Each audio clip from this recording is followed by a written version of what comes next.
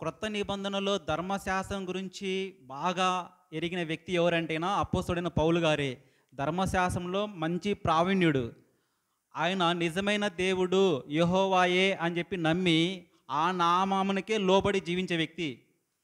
యేసు ప్రభు చనిపోయిన తర్వాత ఆయన శిష్యులు యేసు నామమును గురించి మాటలు చెప్తా ఊర్లలో తిరుగుతుంటే, యేసు నామము గురించి మీరు బోధించకండి, యేసు నామము కాదు, ధర్మశాస్త్రంలో ఒక దేవుడు ఉన్నాడు అని చెప్పి ఎవరైతే యేసు నామమును గురించి వివరిస్తుంటే వాళ్ళని పట్టుకొని వచ్చి కొట్టిన వ్యక్తి పౌలు గారు.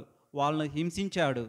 యెరూషలేములో యేసు ప్రభువుని గురించి చెప్పకూడదని చెప్పి అందరిని కొట్టి హింసించిన వ్యక్తి అక్కడ ఉన్న అధికారులతో ఒక లెటర్ రాయించుకున్నాడు.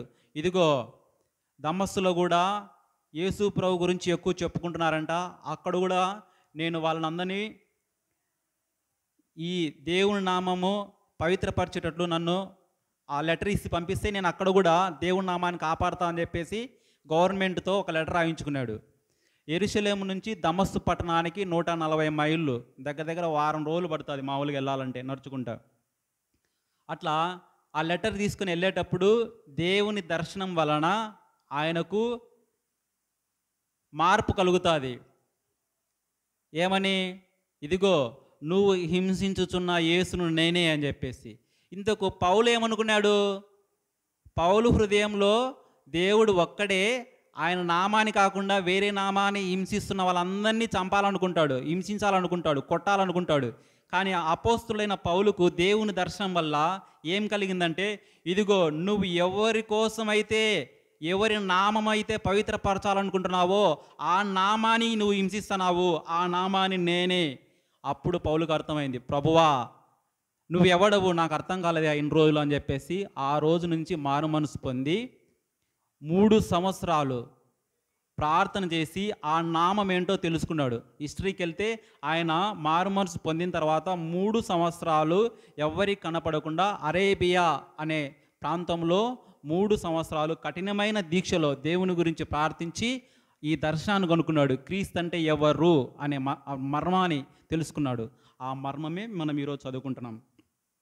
ఎఫెసీయులకు రాసిన పత్రిక 3వ అధ్యాయము. ఎఫెసీయులకు రాసిన పత్రిక అపోస్తలుడైన పౌలు గారు ఎఫెసీయులకు రాసిన పత్రిక 3వ అధ్యాయము 3వ వచనము. ఎట్లనగా క్రీస్తు మర్మము దేవ దర్శనము వలన నాకు తెలియపరచబడినదనే సంగతిని గూర్చి మునుపు సంక్షేపముగా వ్రాసి తిని, మీరు దానిని చదివిన ఎడల దానిని బట్టి క్రీస్తు మర్మమును గూర్చి నాకు కలిగిన జ్ఞానమును గ్రహించుకొనగలరు. ఇక్కడ ఏం చెప్తున్నాడంటే, అయ్యా క్రీస్తు మర్మమేదో నాకు దైవ దర్శనం వలన కలిగినది, ముందు నేను దాన్ని మీకు చెప్పాను, ఇప్పుడు వివరంగా చెప్తాను అని చెప్పి రాస్తున్నాడు. ఇంతకు క్రీస్తు మర్మం అంటే ఏంటి అనేది మనం తెలుసుకోవాలి. ఏంటి ఆ క్రీస్తు మర్మము? క్రీస్తు మర్మం అంటే ఏంటి? మర్మము, రహస్యం. రహస్యం ఎవరైనా చెప్తారా? రహస్యం కొంతమందికి మాత్రమే చెప్తుంది. ఈ బైబిల్ గ్రంథంలో చాలా రహస్యాలు ఉన్నాయి. గుప్త నిధి ఇది ఎవరికి బయలుపరచబడుతుందంటే దేవుని యందు భయభక్తులు కలిగిన వారికి మాత్రమే బయలుపరచబడుతుంది.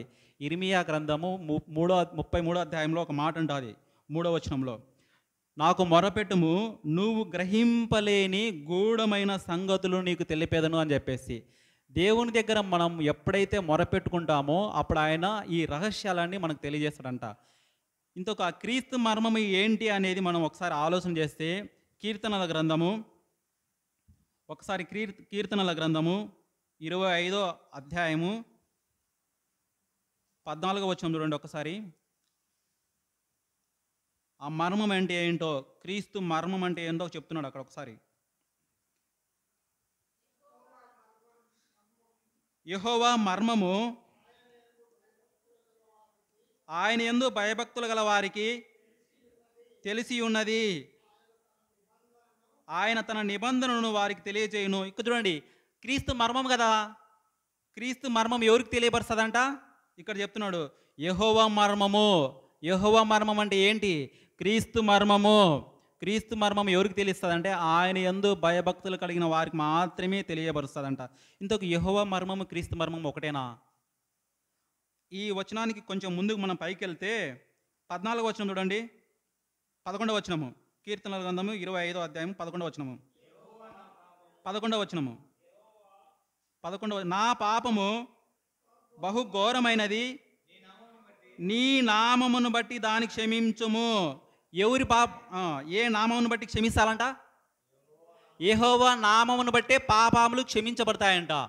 ఇప్పుడు యేసుక్రీస్తు ఏం చెప్పాడు? యేసుక్రీస్తు ఏం చెప్పాడు? అదే కదా చెప్పింది, ఇదిగో మీ పాపములు క్షమించేది నేనే అని చెప్పేసి. ఇక్కడ ఏమంటున్నాడు? యెహోవా మీ పాపాలు క్షమిస్తాయి అంటున్నాడు. ఆ నామం ఏ నామము? యేసు నామమే. ఇక్కడ మనము లూకా రాసిన సువార్త 5వ అధ్యాయానికి వచ్చి ఒక్కసారి చూడండి. లూకా రాసిన సువార్త 5వ అధ్యాయము. ఒక పక్షవాయువు గల ఒక వ్యక్తి, చాలా రోజుల నుంచి పక్షవాయువు గల వ్యక్తి 20వ వచనం నుంచి ఉంటాడు చూడండి, పైకి వెళ్ళండి కొంచెము, 18వ వచనం నుంచి.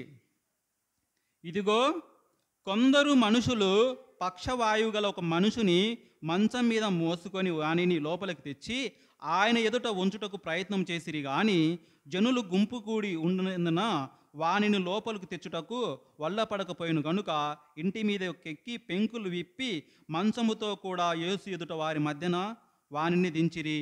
ఆయన వారి విశ్వాసం చూసి, మనుషుడా నీ పాపములు క్షమించబడి ఉన్నవని వానితో చెప్పగా.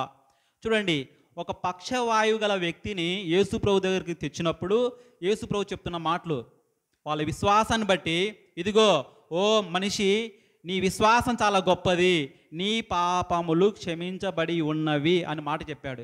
చూడండి, పాపాలు క్షమించేది ఎవరు? అక్కడ ఏం చెప్పాడు?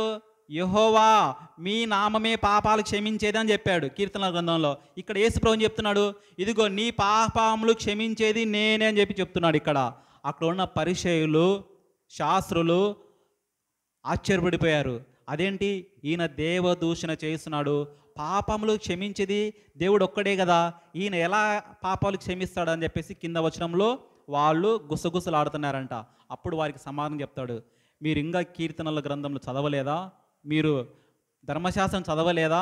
మీరు ఏ నామము గురించి మీరు వెతుకుతున్నారో ఆ నామాన్ని నేనే అని చెప్పి పౌలు గారు ఇక్కడ మనకు చెప్తున్నాడు. అయ్యా, క్రీస్తు మర్మం అంటే ఏంటో కాదు, ఆ నజరేయుడైన యేసు నామమే క్రీస్తు నామము. మనం ఇన్నిసార్లు చెప్పుకున్నాం కదా యేసు ప్రభు ఎవరు అని చెప్పేసి. ఆ నామాలన్నీ క్రీస్తులో ఇమిడి ఉన్నవి. ఇంతకు ఆ పౌలు గారు ఇంకా కొంచెం ఇన్ డీటెయిల్గా చెప్తున్నాడు అండి. ఒకసారి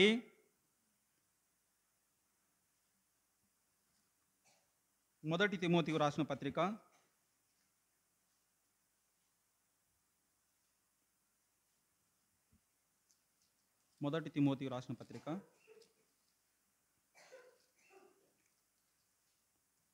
3వ అధ్యాయము 16వ వచనం నుంచి. అంటే యేసు క్రీస్తులో ఉన్న మర్మము ఏంటో మనం చూస్తున్నాము. ఆయన ఎందుకు మనము ఆయనను ఆరాధించాలి, ఎందుకు ఆయన జ్ఞానం గురించి పౌలు గారు ముందు తెలుసుకోలేకపోయారు, తర్వాత ఎలా తెలుసుకున్నాడు అనే జ్ఞానం బట్టి. నిరాక్షేపముగా దైవ భక్తిని గూర్చిన మర్మము గొప్పదై ఉన్నది. ఆయన శరీరుడుగా ప్రత్యక్షుడయ్యను. ఎవరు శరీరుడుగా ప్రత్యక్షమయ్యాడు? శరీరుడుగా ఎవరు ప్రత్యక్షమయ్యాడు?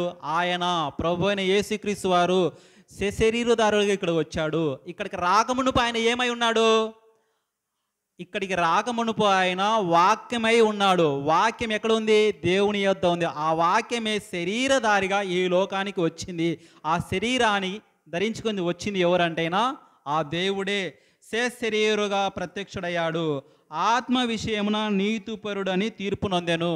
యేసుప్రభు పుట్టిన వెంటనే పుట్టక మునిపే మరియమ్మకు దూత వచ్చి ఏం చెప్తుంది? అమ్మా మరియమ్మ గారు, మిమ్మును మీ ప్రార్థన దేవుడు ఆలకించాడు. సర్వోన్నతమైన దేవుడు పరిశుద్ధ ఆత్మ ద్వారా మీకు గర్భాన్ని దయచేస్తున్నాడు. మీకు ఒక కుమారుడు అనుగ్రహించబడును, అతనికి యేసు అని పేరు పెడతావు అని చెప్పేసి పుట్టక మునిపే నీతిపరుడు అని మాటలు దేవదూతల చేత మరియమ్మకు చెప్పించాడు. లూకా రాసిన సువార్త 1వ అధ్యాయము 35వ వచనంలో ఉంటాయి. సర్వోన్నతుడైన దేవుడు నీ కడుపున పుట్టబోతున్నాడు, అతనికి యేసు అని పేరు పెడతావు అని చెప్పేసి పుట్టక మునిపే నీతిపరుడు అనే ఆయన గురించి ప్రవచనాలు ముందే చెప్పాడు. ఆ మాటలు అనేటివి ఇక్కడ పౌలు గారు మళ్ళీ ఎత్తి చూపిస్తున్నాడు అండి. దేవదూతలకు కనపడను, రక్షకుడు అని జనములలో ప్రకటించబడను. దేవదూతలు కనపడ్డా? యేసు ప్రభు పుట్టిన వెంటనే మొట్టమొదటగా ఎవరు ఆరాధించారు? గొర్రెల కాపల కన్నా ముందు పరలోకం నుంచి సర్వ సైన్యము మొత్తము కిందికి వచ్చి ఆయన ఆరాధించి వాళ్ళు పోయి గొర్రెల కాపలకు చెప్పారు, ఇదిగో మీ కొరకు లోక రక్షకుడు పుట్టి ఉన్నాడు అని చెప్పేసి. ముందు ఆరాధించింది ఎవరంటే దేవదూతలే యేసుప్రభువును ఆరాధించాయి. ఆయనే లోకరక్షకుడు అని చెప్పి రాయించాడు.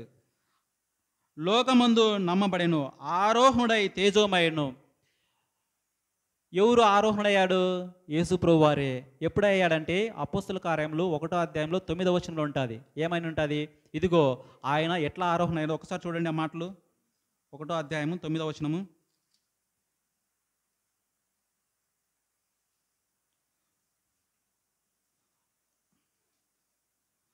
ఈ మాటలు చెప్పి వారు చూచుచుండగా ఆయన ఆరోహణమయ్యను.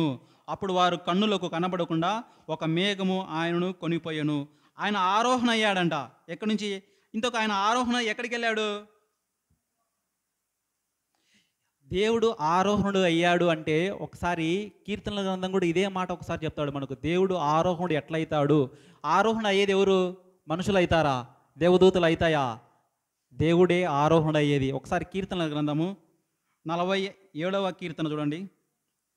అంటే మనం ఏం చూస్తున్నామంటే ఇప్పుడు క్రీస్తు ఎవరు, క్రీస్తును ఎందుకు మనము ఆరాధించాలి? ఆరాధనకు అర్హుడు క్రీస్తు. 47వ కీర్తన 5వ వచనం చూడండి. దేవుడు ఆర్భాటముతో ఆరోహణమైను. చూడండి, ఇక్కడేమో దేవుడు ఆర్భాటముతో ఆరోహణమైన అని చెప్పాడు. ఇక్కడ కూడా అదే చెప్తున్నాడు. ఇదిగో దేవుడు వారు చూచుచుండగా ఆరోహణమయ్యను. చూడండి, ఇంకా డీటెయిల్గా అపోస్తలుడైన పౌలు గారు యేసు క్రీస్తు యొక్క మర్మం గురించి ఇంకా అద్భుతమైన మాటలు చెప్తున్నాడండి. కొలస్సీలకు రాసిన పత్రిక 1వ అధ్యాయము 25వ వచనం.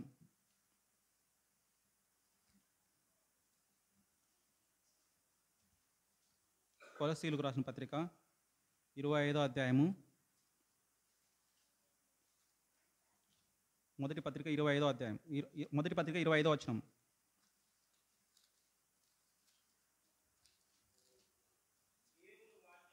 దేవుని వాక్యమును అనగా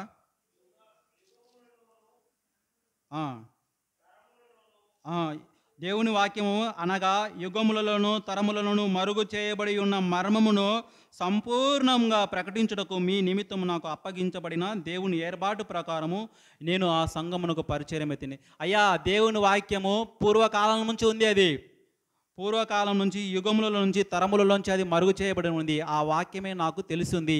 ఆ వాక్యానికి నేను లోబడినాను. ఇంతకు ఆ వాక్యం ఏమిటి? ఆ వాక్యమే శరీరధారిగా ఇప్పుడు మన మధ్య నివసిస్తుంది. ఆ వాక్యమే యేసు ప్రభువారు, ఆ వాక్యమే క్రీస్తు.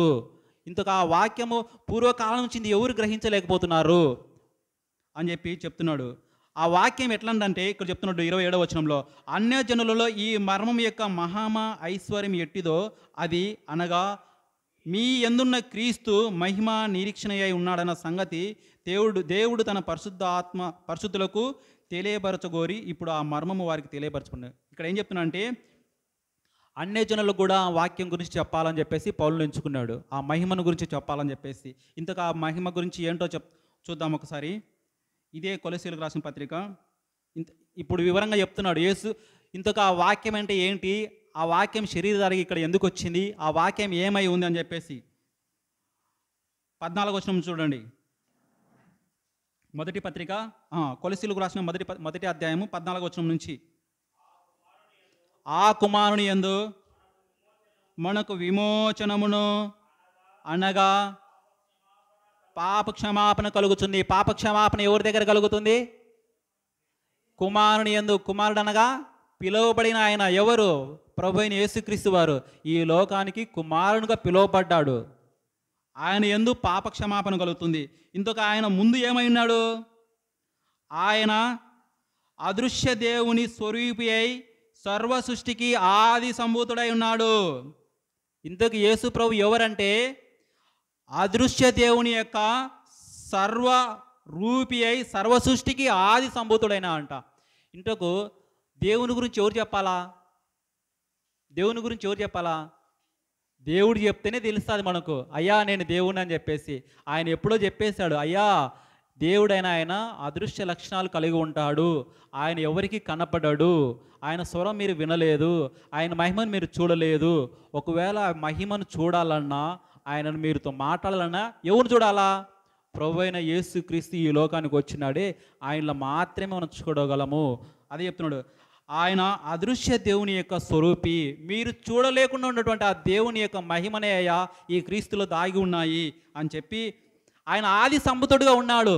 మనం అనుకుంటున్నాం యేసుక్రీస్తు వచ్చి ఈ లోకంలో 2000 సంవత్సరాలు అయిందని చెప్పేసి. కాదు, ఆది సంభూతుడు. ఇంతకు ఆయన ఎక్కడి నుంచి వచ్చాడు? మొట్టమొదటిగా మనము సువార్తలు ఎన్ని ఉన్నాయి మనకు? ఒకటే సువార్త, 4 రాశారు దాన్ని. మార్కు గారు, మత్తయి గారు, లూకా గారు, యోహాన్ గారు, ఒక ఆయన గురించి 4 రాశారు. సువార్త ఒకటే. ఏంటి ఆ సువార్త అంటే యేసు ప్రభు గురించి రాయడం. ఒక్కటినే 4 కాలాల్లో రాశారు. ఏం రాశాడు? యోహాన్ గారు దాన్ని పూర్తిగా ఆయన దేవునిగా వర్ణిస్తూ రాస్తున్నాడు. అయ్యా ఆది యందు మొట్టమొదటిగా ఏముందంటే దేవుని వాక్యం ఉంది. వాక్యం ఎక్కడుంది? దేవునిలో ఉంది. అది ఆ వాక్యమే శరీరధారిగా ఇక్కడికి వచ్చింది. ఆ వాక్యం దేవుళ్ళు ఉన్నప్పుడు ఎవ్వరు చూడలేరు. మనము మాట మాత్రమే వినపడుతుంది. ఆకాశం కలుగునుగాక మాట వచ్చిందా? ఆకాశం కలిగిందా? భూమి కలుగునుగాక మాట వచ్చిందా? భూమి కలిగిందా? సర్వసృష్టి ఎట్ట కలిగింది? మాట చేత. ఆ మాటనే దేవుని వాక్యము, ఆ మాటనే ప్రభు అయిన క్రీస్తు వారు. అది బయటికి వచ్చేప్పుడు మాత్రమే కనపడుతుంది. ఆ మాటనే ఆది సంభూతుడిగా ఉన్నాడు ఆయన. ఆ మాటనే శరీరాన్ని ధరించుకొని ఈ లోకానికి వచ్చినప్పుడు ప్రభు అయిన క్రీస్తుగా మనందరికీ కనబడుతున్నాడు. ఆయన అదృశ్య దేవుని యొక్క సర్వసృష్టికి ఆది సంభూతుడై ఉన్నాడనే మాటలు ఇక్కడ పౌలు గారు చెప్తున్నాడు. చూడండి, మనం అనుకుంటుంటాం ఇంకా ఆయన గురించి 16వ వచనంలో యేసుక్రీస్తు వారు ఇంకా చాలామంది ఇప్పుడే కదా వచ్చింది, 2000 సంవత్సరాలు కదా అంటారు. ఇక్కడ చెప్తున్నాడు ఇంకా వివరంగా, ఏలైనగా ఆకాశమందున్నవియు భూమి మందున్నయు దృశ్యమైనవి అదృశ్యమైనవి కానీ అవి సింహాసములైనను ప్రభుత్వములైనను ప్రధానులైనను అధికారములైనను సర్వమును ఆయన యందు సృష్టించబడను. సర్వమును ఆయన ద్వారాను ఆయనను బట్టి సృష్టించబడను. ఎవరి ద్వారా సృష్టించబడాయి ఇవన్నీ? యేసుక్రీస్తు ద్వారానే. ఆయన అనగా ప్రభు అయిన యేసుక్రీస్తు వారు. ఆ మాట చేతనే ఇవన్నీ సృష్టించబడ్డాయ్యా. ఆ మాటనే నాకు క్రీస్తు మర్మము నాకు తెలియబడింది. ఇది పూర్వకాలంలో తరతరాల నుంచి ఇది దాచిపెట్టబడింది. ఈ మర్మమే నాకు కనబడింది అని చెప్పేసి పౌలు గారు చెప్తున్నాడు. ఇంతకు పౌలు నమ్మే క్రీస్తు మనం నమ్ముతున్నామా? మనం ప్రశ్నించుకోవాలి. రకరకాల బోధనలు మనం వింటున్నప్పుడు అవి కరెక్ట్గా ఉన్నాయో లేవో పరీక్షించుకోవాల్సిన బాధ్యత మనది. ఇంకా ఎందుకు ఇంత డైరెక్ట్గా ఈయన చెప్తున్నాడంటే, అపోస్తలుడైన పౌలు గారు యేసు ప్రభువుని చూడలేదు. చూశాడా? ఆయనతో పాటు తిరగలేదు. ఆయనతో పాటు 3 సంవత్సరాలు తిరిగిన వ్యక్తులు కూడా నమ్మలేకపోయారు. ప్రభువా నువ్వెవరో చెప్పు అయ్యా. కొంతమంది నువ్వు మనుష్య కుమారుడు అంటున్నాడు, కొంతమంది ప్రవక్తలు అంటున్నారు, కొంతమంది ఈ లోకంలో నువ్వు ఒక దయ్యం పట్టిన వాడు అంటున్నారు, కొంతమంది నువ్వు మాలో సహోదరుడు అంటున్నారు. ఎవరయ్యా నువ్వు అని శిష్యులు కూడా అడిగితే అప్పుడు చెప్తున్నాడు, మీరు ఇంకా నన్ను నమ్మలేదా? నేను చేసిన సూచక్రియలను బట్టి నన్ను నమ్మండి. ఆ క్రియలు ఎవరు చేస్తారు? ఆ సూచక్రియలు చనిపోయిన వ్యక్తిని లేపడము, సముద్రాన్ని ప్రకృతిని మొత్తాన్ని శాసించిన వ్యక్తి, పాపాలకు క్షమించే వ్యక్తి. ఈ ప్రపంచంలో పాపాలు క్షమించేది ఒకే ఒకరికి ఉంది, అది దేవునికి. ఆ మాటలు అంత ధైర్యంగా చెప్తున్నా కానీ శిష్యులు నమ్మలేకపోయారు. ఈయనే ప్రభు అయిన క్రీస్తు అని చెప్పేసి. లాస్ట్కి నమ్మారులేండి, కానీ మొట్టమొదటిగా వాళ్ళు సందేహపడ్డారు.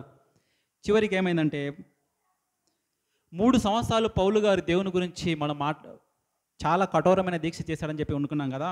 ఆ మాటలే ఇప్పుడు మనం చదువుకుంటున్నాం. మొదటి కొరింథీయులకు రాసిన పత్రిక 12వ అధ్యాయము 11వ అధ్యాయము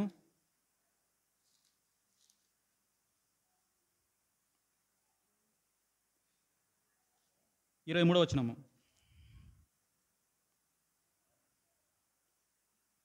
మొదటి కొరింథీయులకు రాసిన పత్రిక 11వ అధ్యాయము 23వ వచనము. నేను మీకు అప్పగించిన దానిని ప్రభువు వలన పొందితిని. ఎవరు చెప్తున్నారు ఈ మాటలు? అపోస్తలుడైన పౌలు గారు చెప్తున్నారు. ప్రభు వలన పొందాడంట. ఇందాక మనం అనుకున్నాం, యేసు ప్రభుతో మాట్లాడిన వ్యక్తి కాదు, ఆయనతో తిరిగిన వ్యక్తి కాదు పౌలు గారు. ఎప్పుడు పొందాడు ఇది? అదిగో 3 సంవత్సరాలు కఠినమైన దీక్షలో ఉన్నాడు. కఠినమైన దేవుని గురించి తెలుసుకోవాలన్న కఠినమైన ఆ కాలంలో దేవుని గురించి ఆలోచించిన వ్యక్తి ఈయన. అప్పుడు ప్రభు వలన దీన్ని పొందాడంట. ఏంటి? ప్రభు అయిన క్రీస్తు యేసు తను అప్పగించబడిన రాత్రి ఒక రొట్టెను ఎత్తుకొని కృతజ్ఞతాస్తుతులు చెల్లించి దానిని విరిచి, ఇది మీ కొరకైన నా శరీరము, నన్ను జ్ఞాపకం చేసుకున్నటకై దీనిని చేయుడని చెప్పాను. ఇవన్నీ ఎవరి వలన పొందాడని చెప్తున్నాడు? ప్రభు అయిన దేవుని వలన నేను పొంది తిని అని చెప్పి ఈ మాటలు రాయించాడు. ఇంతకు మనం ఈ బలలో చేయవేసేటప్పుడు ఆలోచించుకోవాలా, మనం ఈ బలలో చేయడానికి యోగ్యులుగా ఉన్నామా లేమా? నిజంగా మనం ఆయన గురించి తెలుసుకున్నామా లేమా? ఆయన మర్మం ఏమై ఉన్నాడు? ఆయన పాపాలు క్షమించేవాడంట. ఆయన గురించి తెలుసుకున్న తర్వాతనే, మనము పరిశుద్ధంగా ఉన్న తర్వాతనే ఈ బల్లలో చేయవేయాలి. మనం అనుకుంటాం ఇది ఒట్టి ద్రాక్షారసము, ఒట్టి రొట్టె అని చెప్పేసి. ఒట్టి రొట్టె ద్రాక్షారసం కాదు, ఇది దేవునికి చిహ్నంగా, గుర్తుగా ఆయనను మనము జ్ఞాపకం చేసుకుంటున్నాము. ఇదిగో ప్రభువా, మా పాపముల కోసము సిలువలో మీ ప్రాణాన్ని దారపోసి, ఇదిగో ఆదాము ద్వారా ఈ లోకంలోకి పాపం ఎలా ప్రవేశించిందో అలాగే యేసుక్రీస్తు మరణం ద్వారా ఈ లోకంలో ఉన్న పాపం మొత్తం తీసివేయబడుతుంది అనే ఒక నమ్మకంతో ఈ రొట్టెల్లో మనము పాలు పంచులు పంచుకోవాలి. ఈ ద్రాక్షారసంలో పాలు పందులు పొందుకోవాలి. ఈ మాటలు ఎవరు చెప్తున్నారంటే అపోస్తలుడైన పౌలు గారు దర్శనం వలన, దేవుని యొక్క దర్శనం వలన ఆయన క్రీస్తు మర్మం ఏమిటో తెలుసుకొని మనకు ఇవి చెప్తున్నాడు. చివరగా తిమోతిలకు రాసిన పత్రిక, మొదటి పత్రిక, తిమోతిలకు రాసిన మొదటి పత్రిక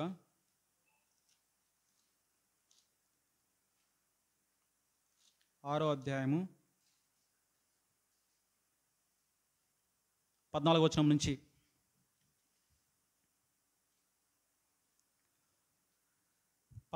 నుంచి. ఈ మాటలన్నీ పౌలు గారే రాశాడు. ఎందుకు పౌలు గారే అంటే ఆయన జ్ఞానం అలాంటిది. శిష్యులకు ఎందుకు అర్థం కాలేదంటే, వాళ్ళు ఎవరంట? శిష్యులు ఎందుకు అర్థం కాలేదు? శిష్యులకు ఎందుకు ఇంత డీటెయిల్గా చెప్పలేదు యేసు ప్రభు వారు అంటే, వాళ్లకు చదువు లేని పామరులు, ధర్మశాస్త్రం తెలియని తెలుసు కానీ పూర్తిగా తెలియదు వాళ్ళకు. దేవుడు ఏమై ఉన్నాడో అని చదవలేని పామరులు వాళ్ళు. అందుకే వాళ్ళకి అర్థం కాలేదు. కానీ పౌలు గారికి ఎందుకు అర్థమైందంటే ఆయన ధర్మశాస్త్రంలో మంచి దిట్ట, మహాజ్ఞాని. అందుకే ఒకసారి ఏమంటే పేతురు కూడా పౌలు గారు రాసిన రచనలు గ్రహించడానికి చాలా కష్టతరంగా ఉంటాయి, మీరు ఎంతో శ్రద్ధ కలిగి చదివితే కానీ అర్థం కాదంటారు. అంత దాంతో ఏముంటుంది? మర్మం ఉంటుంది. 14వ వచనం నుంచి,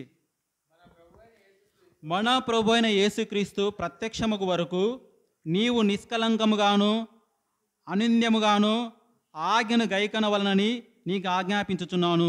శ్రీమంతుడను అద్వితీయుడునకు సర్వాధిపతి యుక్త కాలముల యందు ఆ ప్రత్యక్షతను కనపరచుచు, ఆ సర్వాధిపతి రాజులకు రాజును ప్రభువులకు ప్రభు అయి ఉన్నాడు. సమీపింపరాని తేజస్సులో ఆయన మాత్రమే వహించుచు అమరత్వం గలవాడై ఉన్నాడు. మనుషులలో ఎవ్వడును ఆయనను చూడలేదు, ఎవ్వడును చూడనేరడు. ఆయనకు ఘనతయు శాశ్వతమైన ప్రభావం కలిగి ఉండును గాక. ఆమేన్. ఇక్కడ ఏం చెప్తున్నాడంటే, అయ్యా అపోస్తల కార్యములలో ఆరోహణ అయ్యాడే ఆ ప్రభు అయిన యేసుక్రీస్తు వారు, ఆయన ఎక్కడికి ఆరోహణ అయ్యాడు అంటే, ఇదిగో ఆయన ఈ లోకానికి రాకముందు శ్రీమంతుడు, రాజులకు రాజు, ప్రభువులకు ప్రభు, సర్వాధికారి అయిన దేవుడు ఆయన ఎక్కడున్నాడంటే, ఇదిగో పైన ఉన్నాడు. సమీపింపరాని తేజస్సులో ఆయన మాత్రమే, ఇంకా ఎవరైనా ఉన్నారా అక్కడ? ఆ ప్లేస్లో ఆయన మాత్రమే ఉంటాడు. దేవుని స్థానంలో ఉండే వ్యక్తి ఆయన. మనుషులలో ఎవ్వడు ఆయన చూడలేడు, ఎవ్వడు చూడలేడు, మాట్లాడలేడు. అలాంటి మహిమలో ఉన్న దేవుడు ఈ లోకానికి వచ్చేప్పుడు మనం గ్రహించలేదు. ఆయన మళ్ళీ వస్తాడు, అదే చెప్తున్నాడు కదా. ఆయన ప్రత్యక్షమగు వరకు మనం అంటే ఎట్లా ఉండాలంట? నిష్కలంకముగాను, అనింద్యముగాను ఆయన చెప్పిన ఆజ్ఞలు గైకొని ఆయన చెప్పిన మాటలకు లోబడి జీవించాలి. జీవించి ఆయన యొక్క పునరుత్థానం మనం జ్ఞాపకం చేసుకుంటూ ఆయన మనకు అప్పగించబడిన ఈ ప్రభు యొక్క బల్లలో మనం చేయి వేసుకోవాలి. చేయి వేసుకునే ముందు మనం ఒకసారి పరీక్షించుకోవాలి. కళ్ళు మూసుకుందాం, ప్రార్థన చేసుకుంటూ.